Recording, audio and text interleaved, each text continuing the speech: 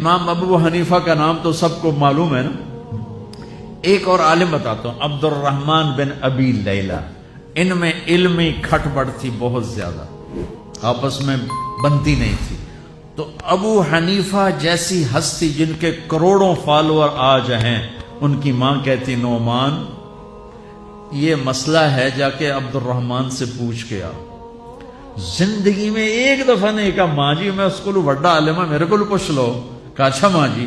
اپنی چادر اٹھاتے اور پہنچ جاتے دروازے پہ دستک دے کے بھائی مجھے میری اماں نے بھیجا ہے آپ اس پہ فتویٰ. حالانکہ ان کی اپنی رائے اس کے خلاف ہوتی تھی، لیکن ماں کے احترام میں جا کر ان سے مسئلہ پوچھتے جن سے روزانہ مناظرہ ہوتا تھا، روزانہ کھٹ پٹ ہوتی تھی علمی.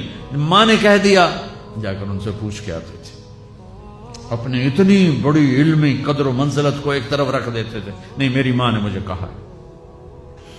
تو آپ سب نوجوان ہو، ماں باپ زندہ ہیں تو ان کی دعا لو، آہ نہ لو، دعا لو. مجھے یاد آیا میرے والد رحمت اللہ علیہ کا ایک دفعہ مجھے خط آیا کہ جب پیسے ختم ہوتے ہیں اسی وقت ہی تمہارا خط آتا ہے کہ پیسے بھیج دو، کبھی آگے پیچھے بھی بتا دیا کرو زندہ ہے کہ مردہ ہے.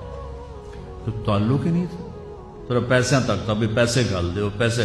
اب تو خط کی ضرورت نہیں ہے، فون پہ ہو جاتا ہے. اس وقت یہ خط ہوتے تھے. تو میرے والد نے گلے کا خط لکھا. مجھے افسوس ہونا چاہیے تھا، میرے اوپر جوں بھی نہیں رہی. ہم نے والدین کی عظمت کو پڑھا ہی نہیں ہے. وہ تو در مصطفیٰ سے یہ چیز ملتی ہے، محمد مصطفیٰ کے در سے یہ سبق ہمیں مل رہا ہے.